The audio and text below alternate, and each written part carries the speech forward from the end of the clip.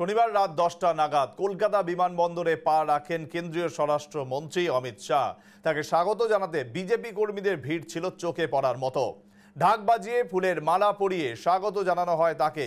উপস্থিত ছিলেন বিরোধী দলনেতা শুভেন্দু অধিকারী, রাজ্য সভাপতি সুকান্ত মজুমদার সহ অন্যান্য নেতা কর্মীরা। বিমানবন্দর থেকে সোজা বিধাননগরে একটি 5 তারা হোটেলে রাত্রিবাস করেন শাহ। আজ দিনভর বেশ কিছু কর্মসূচি রয়েছে কেন্দ্রীয় স্বরাষ্ট্রমন্ত্রীর। সকাল 11টায় হোটেল থেকে বেরিয়ে নিউ টাউন রাজারহাটে সেন্ট্রাল ফরেন্সিক সায়েন্স ল্যাবরেটরির অনুষ্ঠানে যোগ দেবেন কেন্দ্রীয় স্বরাষ্ট্রমন্ত্রী। সেখানে 1 ঘন্টা থাকবেন স্বরাষ্ট্রমন্ত্রী।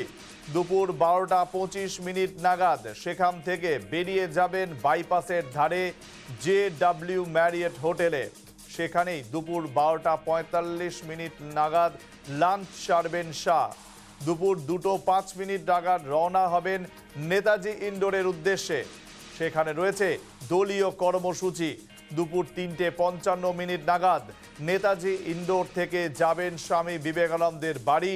স্বামীজির প্রতিকৃতিতে মালা দিয়ে শ্রদ্ধা জ্ঞাপন করবেন শাহ।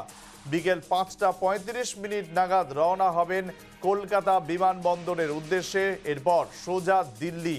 মনে করা হচ্ছে যেভাবে গত 29শে মে আলিপুরদুয়ারের সভা থেকে 26এর বিধানসভা নির্বাচনের দামামা বাজিয়ে দিয়ে গেছিলেন প্রধানমন্ত্রী, সেই রেশি এদিনের কর্মী সভায় বজায় রাখতে চাইবেন কেন্দ্রীয় স্বরাষ্ট্রমন্ত্রী। বাংলায় যে 5 শঙ্করের কথা মোদী বলেছিলেন, সেই একই আক্রমণ এদিন শাহের গলাতেও শোনা যাবে বলে রাজনৈতিক মহলের ধারণা। দেখতেই পাচ্ছেন শাহী সফরসূচি প্রতি মুহূর্তের আপডেট তুলে ধরা হচ্ছে।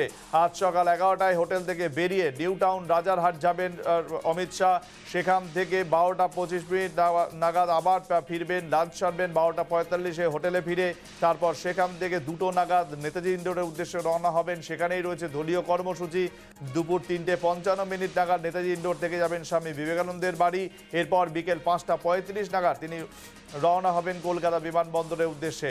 আমরা কথা বলবো আমাদের প্রতিনিধি দীপ ব্রহ্মচারীর সঙ্গে।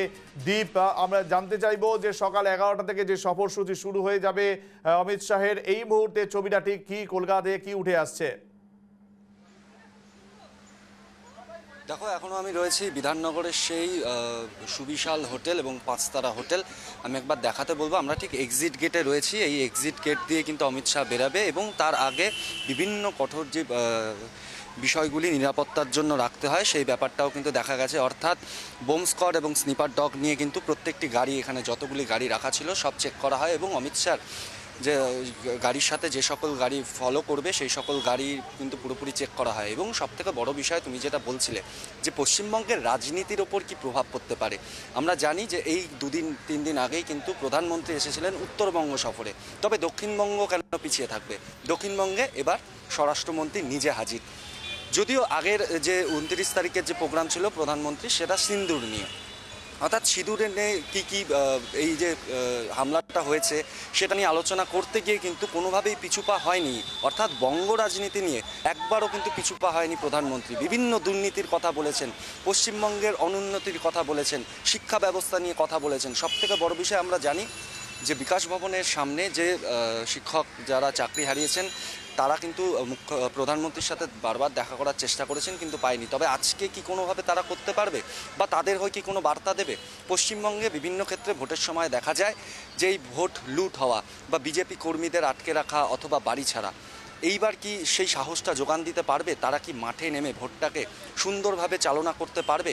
সেই দিকেও কিন্তু নজর থাকবে। পাশাপাশি দক্ষিণবঙ্গের যে সকল বিজেপি কর্মীরা রয়েছে এবং উত্তরবঙ্গের কর্মীরা হয়তো আসবেন না, তবে জেলা সভাপতি যারা যারা রয়েছেন সকলেই কিন্তু এই আজকের সভায় উপস্থিত থাকবে ইন্ডোর স্টেডিয়ামে। সেখানে তাদের কিভাবে বার্তা দেয় এবং সবথেকে বড় ব্যাপার হচ্ছে এই যে রাজনৈতিক সমীকরণ কতটা গোছাতে পারবে, দাবার গুট্টি কতটা ভালো চাল দেবে, সেই দিকে কিন্তু নজর। কারণ কি 26এর ভোট কিন্তু এখন সকলেরই চোখ।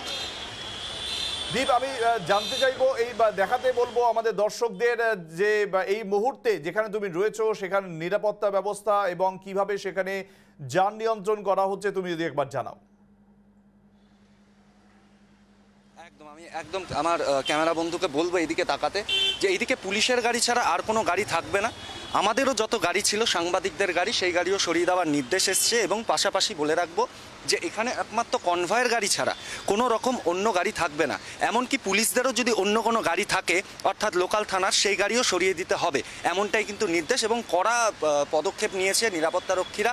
আমি সেই ছবি তুমি স্পষ্টই বুঝতে পারছো যে এই রাস্তা যেখানে গাড়ির এখানে পার্কিং ভর্তি থাকে সেখানে কিন্তু একদম ফাঁকা, এবং ওইদিকে আমি দেখাতে বলবো যে একদম পুলিশের যারা উচ্চপদস্থ আধিকারিক রয়েছেন, ট্রাফিক রয়েছেন, থানা রয়েছেন, তারা কিন্তু এখানে একদম সক্রিয়ভাবে রয়েছেন যাতে কোনো রকমভাবে অন্য কোনো গাড়ি বা অপ্রীতিকর ঘটনা না ঘটে।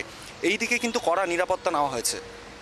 একেবারে দীপ, আমি জানতে চাইবো শাহের মানে অমিত শাহের যে সমস্ত কর্মসূচি আজ রয়েছে তার শুরুটা হবে সকাল 11টা নাগাদ এবং সেখান থেকে তিনি সোজাসুজি চলে যাবেন নিউ টাউন রাজারহাটে। সেখানে ঠিক কি কি কর্মসূচি রয়েছে তার? সেখানে একটি বিল্ডিং উদ্বোধন হবে, সেই উদ্বোধনী অনুষ্ঠানে থাকবে। তারপরে তিনি 12টার দিকে বেরিয়ে আসবেন। 12টা পরে এখানে 2টো অবধি এই হোটেলে, আমি একবার দেখাতে বলবো, এই হোটেলেই তিনি কিন্তু লাঞ্চ সারবেন। লাঞ্চ করে তারপরে 2টোর দিকে তিনি আবার রওনা দেবেন নিজের সভাঘরের দিকে, অর্থাৎ ইন্ডোর স্টেডিয়ামে। সেখানে তার রাজনৈতিক কর্মসূচি রয়েছে। সেখানে 12টার দিকে কিন্তু কিছু নেটওয়ার্ক সমস্যার জন্য হচ্ছে, আমি এই মুহূর্তে যে ছবিটা আপনারা দেখতে পাচ্ছেন একেবারে স্নিফার ডগ সেখানে আনা হয়েছে, অ্যাম্বুলেন্সের ব্যবস্থা রাখা হয়েছে হোটেলের সামনে। দ্বীপ যেটা তুলে ধরছিল যে নিরাপত্তা ব্যবস্থা একেবারে কঠোর করা হয়েছে। ধন্যবাদ দ্বীপ, আপাতত তোমাকে, তুমি নজর রাখো পরিস্থিতির দিকে।